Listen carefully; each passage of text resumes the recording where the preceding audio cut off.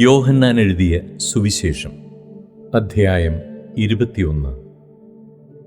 അതിൻ്റെ ശേഷം യേശു പിന്നെയും തിബരിയാസ് കടൽക്കരയിൽ വെച്ച് ശിഷ്യന്മാർക്ക് പ്രത്യക്ഷനായത് ഈ വിധമായിരുന്നു. ശിമോൻ പത്രോസും ദിദിമോസ് എന്ന തോമാസും ഗലീലയിലുള്ള കാനയിലെ നഥനയേലും സെബദി മക്കളും അവൻ്റെ ശിഷ്യന്മാരിൽ വേറെ 2 പേരും ഒരുമിച്ച് കൂടിയിരുന്നു. ശിമോൻ പത്രോസ് അവരോട്, ഞാൻ മീൻ പിടിപ്പാൻ പോകുന്നു എന്ന് പറഞ്ഞു. ഞങ്ങളും പോരുന്നു എന്ന് അവർ പറഞ്ഞു. അവർ പുറപ്പെട്ട് പടക് കയറിപ്പോയി. ആ രാത്രിയിൽ ഒന്നും പിടിച്ചില്ല. പുലർച്ച ആയപ്പോൾ യേശു കരയിൽ നിന്നിരുന്നു. യേശു ആകുന്നുവെന്ന് ശിഷ്യന്മാർ അറിഞ്ഞില്ല. യേശു അവരോട്, കുഞ്ഞുങ്ങളെ, കൂട്ടുവാൻ വല്ലതുമുണ്ടോ എന്ന് ചോദിച്ചു.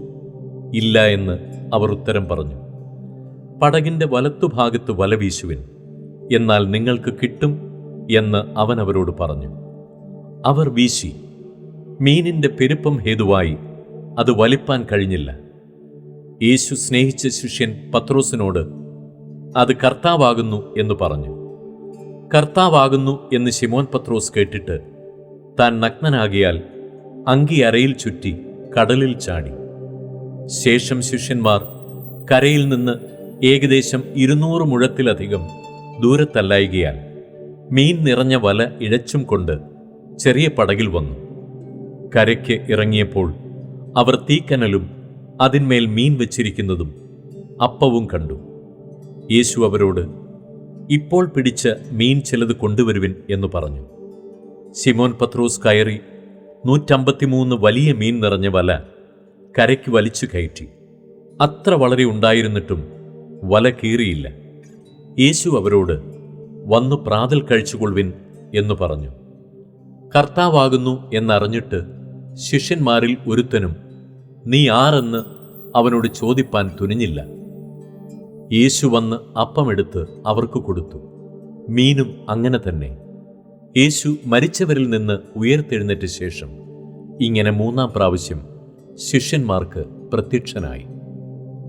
അവർ പ്രാതൽ കഴിച്ച ശേഷം യേശു ശിമോൻ പത്രോസിനോട്, യോഹന്നാന്റെ മകനായ ശിമോനെ, നീ ഇവരിലധികമായി എന്നെ സ്നേഹിക്കുന്നുവോ എന്ന് ചോദിച്ചു. അതിനവൻ, ഉവ്വ് കർത്താവേ, എനിക്ക് നിന്നോട് പ്രിയമുണ്ട് എന്ന് നീ അറിയുന്നുവല്ലോ എന്ന് പറഞ്ഞു. എൻ്റെ കുഞ്ഞാടുകളെ മേയ്ക്ക എന്ന് അവനോട് പറഞ്ഞു. രണ്ടാമതും അവനോട്, യോഹന്നാന്റെ മകനായ ശിമോനെ, നീ എന്നെ സ്നേഹിക്കുന്നുവോ എന്ന് ചോദിച്ചു. അതിന് അവൻ, ഉവ്വ് കർത്താവേ, എനിക്ക് നിന്നോട് പ്രിയമുണ്ട് എന്ന് നീ അറിയുന്നുവല്ലോ എന്ന് പറഞ്ഞു. എൻ്റെ ആടുകളെ പാലിക്ക എന്നവൻ അവനോട് പറഞ്ഞു. മൂന്നാമതും അവനോട്, യോഹന്നാന്റെ മകനായ ശിമോനെ, നിനക്കെന്നോട് പ്രിയമുണ്ടോ എന്ന് ചോദിച്ചു. എന്നോട് പ്രിയമുണ്ടോ എന്ന് മൂന്നാമതും ചോദിക്കയാൽ പത്രോസ് ദുഃഖിച്ചു. കർത്താവേ, നീ സകലവും അറിയുന്നു, എനിക്ക് നിന്നോട് പ്രിയമുണ്ട് എന്നും നീ അറിയുന്നു എന്നവനോട് പറഞ്ഞു. യേശു അവനോട്, എൻ്റെ ആടുകളെ മേയ്ക്ക. ആമേൻ ആമേൻ, ഞാൻ നിന്നോട് പറയുന്നു, നീ യൗവനക്കാരനായിരുന്നപ്പോൾ നീ തന്നെ അരകെട്ടി ഇഷ്ടമുള്ളയിടത്ത് നടന്നു. വയസ്സനായ ശേഷമോ നീ കൈനീട്ടുകയും മറ്റൊരുത്തൻ നിന്റെ അരകെട്ടി നിനക്കിഷ്ടമില്ലാത്ത ഇടത്തേക്ക് നിന്നെ കൊണ്ടുപോകുകയും ചെയ്യും എന്നു പറഞ്ഞു. അതിനാൽ അവൻ, ഇന്നവിധം മരണം കൊണ്ട് ദൈവത്തെ മഹത്വപ്പെടുത്തും എന്ന് അവൻ സൂചിപ്പിച്ചു. ഇതു പറഞ്ഞിട്ട് എന്നെ അനുഗമിക്ക എന്ന് അവനോട് പറഞ്ഞു. പത്രോസ് തിരിഞ്ഞ് യേശു സ്നേഹിച്ച ശിഷ്യൻ പിൻചെല്ലുന്നത് കണ്ടു. അത്താഴത്തിൽ അവൻ്റെ നെഞ്ചോട് ചാഞ്ഞുകൊണ്ട്, കർത്താവെ, നിന്നെ കാണിച്ചു കൊടുക്കുന്നവൻ ആരെന്ന് ചോദിച്ചത് ഇവൻ തന്നെ. അവനെ പത്രോസ് കണ്ടിട്ട്, കർത്താവെ, ഇവൻ എന്തു ഭവിക്കുമെന്ന് യേശുവിനോട് ചോദിച്ചു. യേശു അവനോട്, ഞാൻ വരുവോളം ഇവൻ ഇരിക്കണമെന്ന് എനിക്കിഷ്ടമുണ്ടെങ്കിൽ അത് നിനക്കെന്ത്? നീ എന്നെ അനുഗമിക്ക എന്ന് പറഞ്ഞു. ആകയാൽ ആ ശിഷ്യൻ മരിക്കയില്ല എന്നൊരു ശ്രുതി സഹോദരന്മാരുടെ ഇടയിൽ പരന്നു. യേശുവോ, അവൻ മരിക്കയില്ല എന്നല്ല, ഞാൻ വരുവോളം ഇവൻ ഇരിക്കണമെന്ന് എനിക്കിഷ്ടമുണ്ടെങ്കിൽ അത് നിനക്കെന്ത് എന്നത്രേ അവനോട് പറഞ്ഞത്.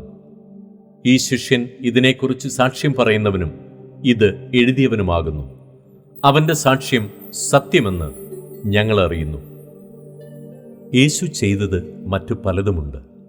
അത് ഓരോന്നായി എഴുതിയാൽ എഴുതിയ പുസ്തകങ്ങൾ ലോകത്തിൽ തന്നെയും ഒതുങ്ങുകയില്ല എന്ന് ഞാൻ നിരൂപിക്കുന്നു.